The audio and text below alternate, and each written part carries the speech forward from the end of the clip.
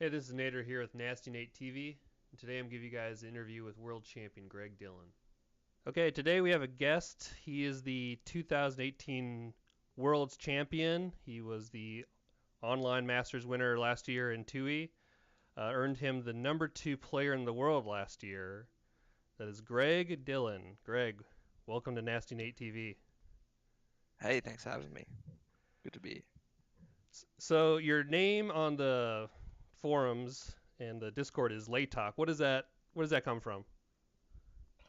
That's actually from my WoW character, and it was just randomly generated. Create a character, click random, and that's what I got. I've had it since. See, I looked it up, and apparently it's a mountain peak in Afghanistan.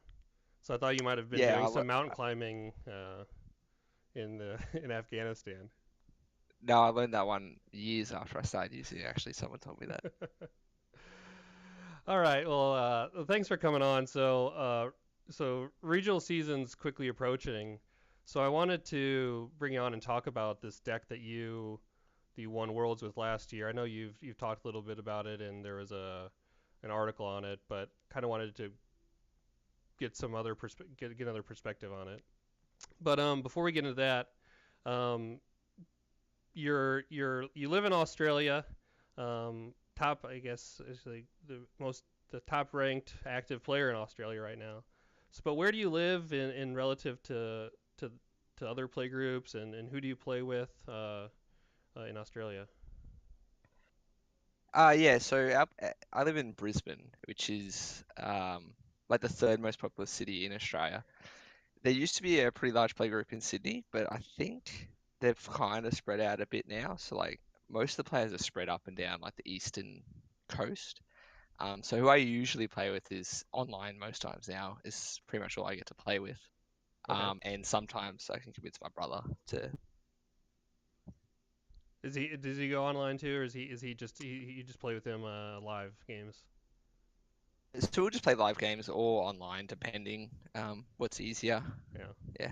Oh, cool. Um, all right. So like I said, I wanted to talk about this deck you brought, or this deck you won Worlds with last year.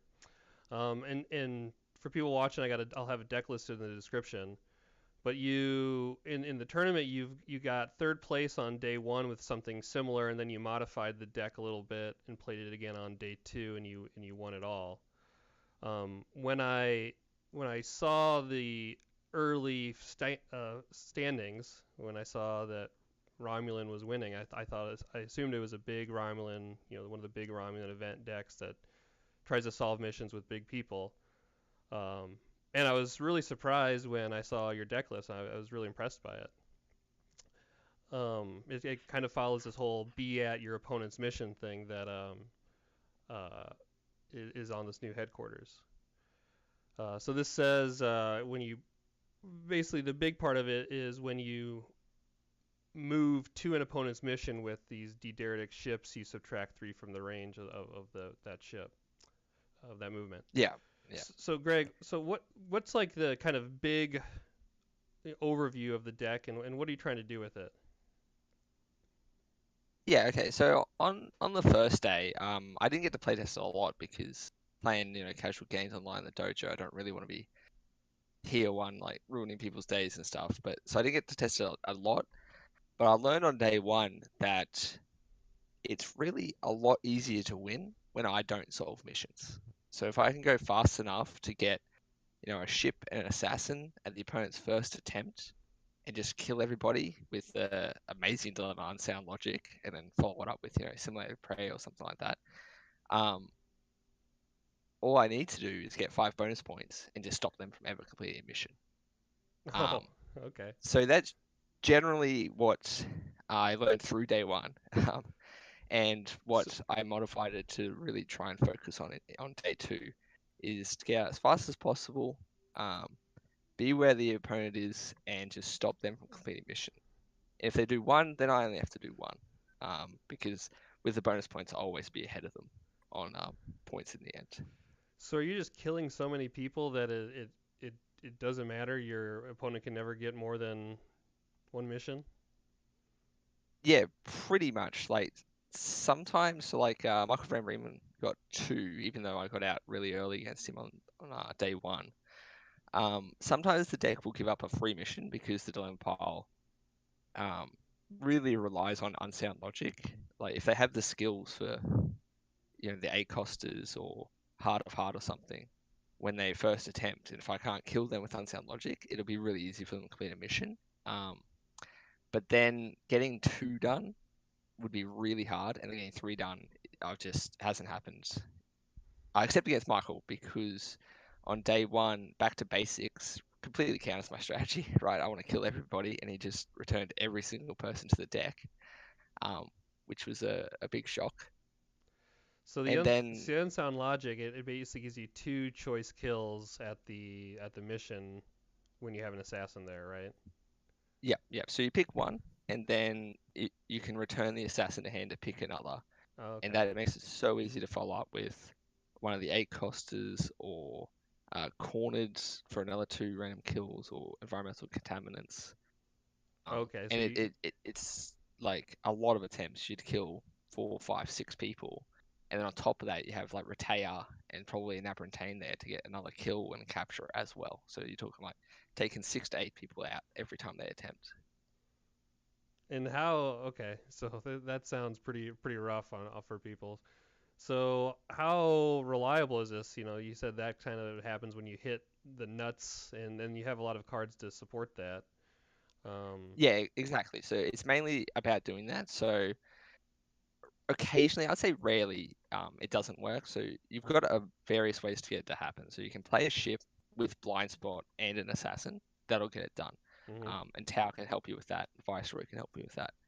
Or you can just have Imperial entanglements, right? So you just need the 1 interrupt in hand while you're trying to get everything set up as well, in case they encounter it with like Mila or Graph Playing Trap, obviously.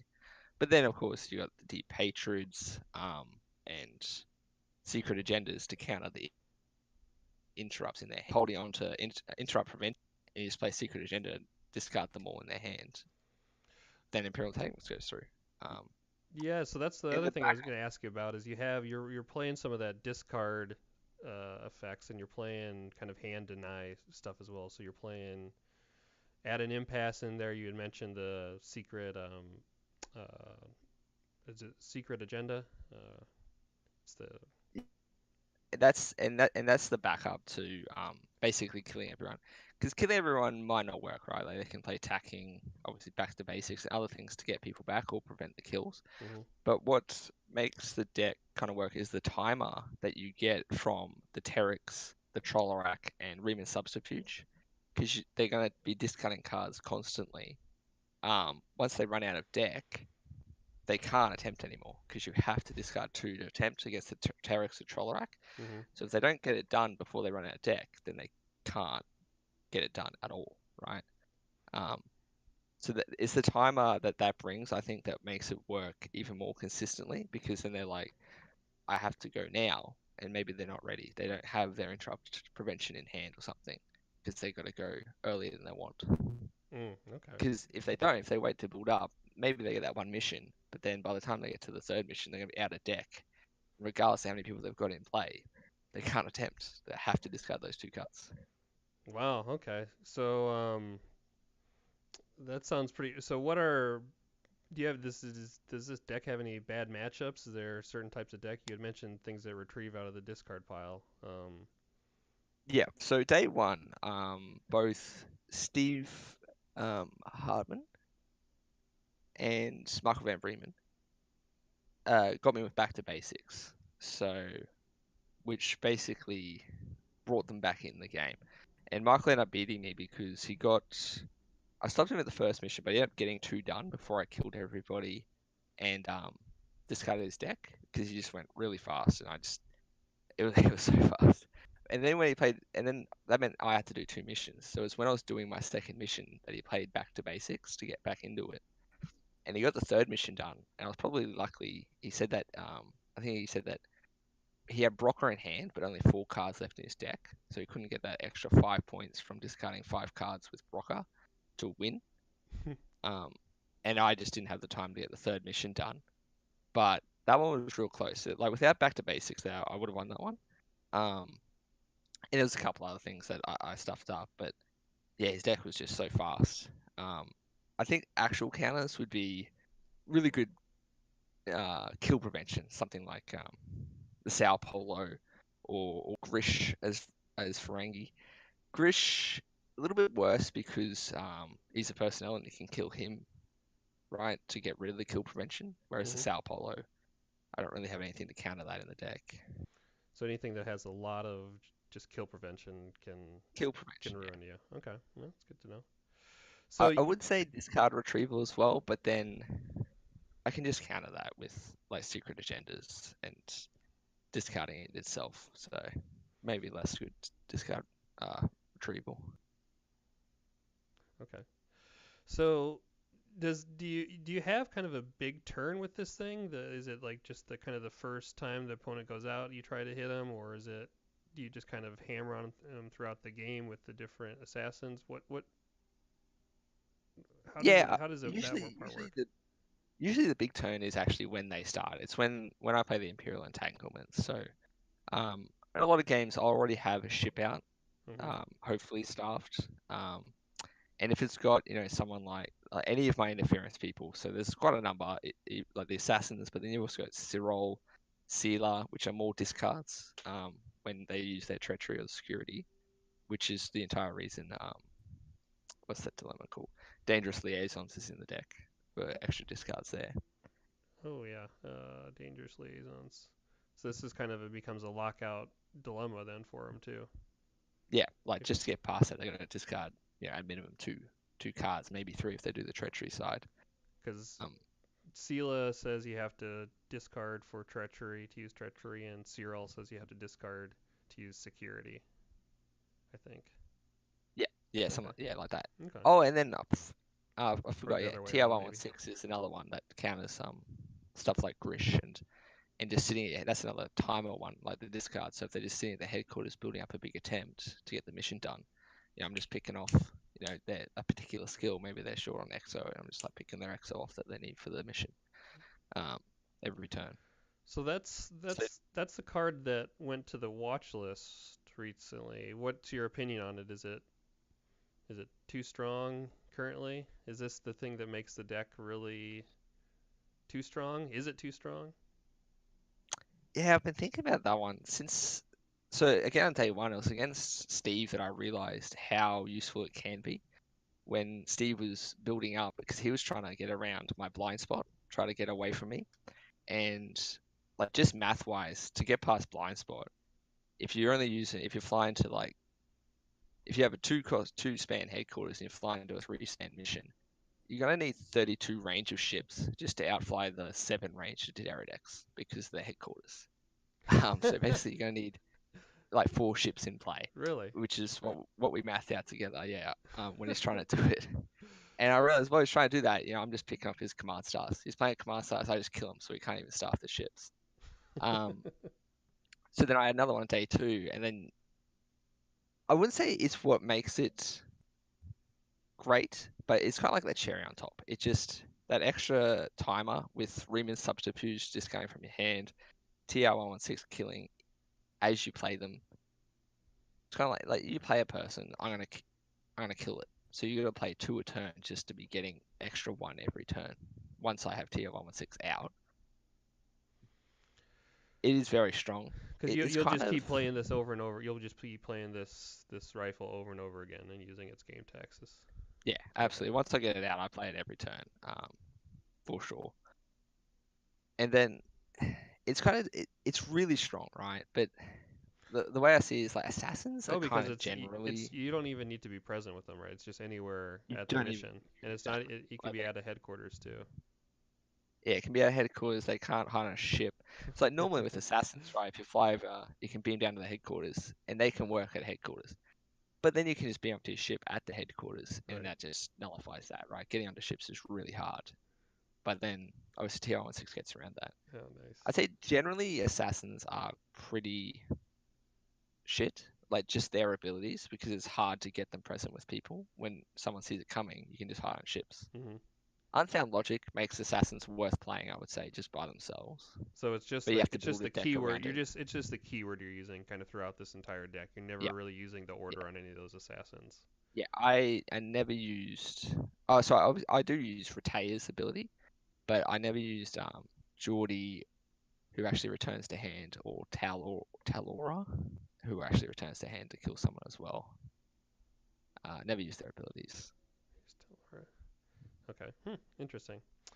Uh, So yeah, T116 probably needs to be a bit worse, but I don't really want to see it made just like Assassins. We have to get present, because then I think it immediately becomes useless. what if you have to return the assassin as well? Does that become See that, yeah, that reasonable? could be good because then that's 6 costs, right? Because Yeah. pretty much all assassins cost 3. So yeah, that'd actually be a pretty good fix. Yeah. We'll see. Um, okay, so you kind of had mentioned this. You said the missions don't really matter because you almost just want to pull out timed wins with this. Um, would you change any of them? Are you thinking this is just the way to go with the missions, and you try to solve one or two more missions than the other person, and then let the dilemma pile do the rest of the work? Yeah, I mean Nirvana's a really good one. I would definitely keep that 100%. Because if you can, that'd be the first one I do. If you can get that done, that's just another thing that the opponent has to get past to get their second or third mission done. Obviously, Gateway is great. Alpha 5 is really good because that slows them down. Like a Bajoran deck can't just go out and attempt with 4 people Hmm. really fast before you can get set up. That slows them down a little bit. And then the next space mission can be just anything that you can do, really. Just military I used it. exercises. Yeah, I used a different one on day 1 and day 2 because, I mean, it doesn't really matter. Hmm. Okay. Well, Greg, thanks for giving me your insights on this deck. Are you working on any other decks right now? Maybe any ideas that you're working on? Not yet. I did look at Shattered Mirror and I thought, because I'm a very much an interference player, I looked at building like a K-less battle deck with the K-less cards to get the combat oriented K-less going. But I don't know if that one's any good. If I was going to play battle, I'll probably just do the Jem'Hadar with the Kartakans. They seem really good. Oh, that's the one where you can kill a whole bunch of people off in one go, right? Yeah, yeah, pretty easy to get like 5+ kills in the combat. Obviously, the problem with the combat is getting it done. Uh, yeah, no, I don't really have an idea for a deck yet. One thing I actually did think of with Lethal Wound that came out, right? The one that kills people when they prevent stops. Um, the other version of this Romulan deck, which was much more discard focused, didn't use assassins and stuff. It used the Sealer Cyril with dilemmas to discard cards. Hmm. Lethal Wound made that more viable in my eyes because like the problem would be if I played walls that require skills and then they just like central command past them, they don't have to discard the cards from the end, which I want, right? Um, Oh but then yeah. with lethal wound, all their people would die if they did that. So that makes that one a little bit better. So Oh, so you could I tried that version. so that one you could play more walls that need discards Yeah, to get yeah. around. There's Okay. there's other walls, so you can use like Vreenak, which does the diplomacy when you use diplomacy discard with like Gom 2 and few dilemmas that require security, treachery, diplomacy that you can get done that can work really well.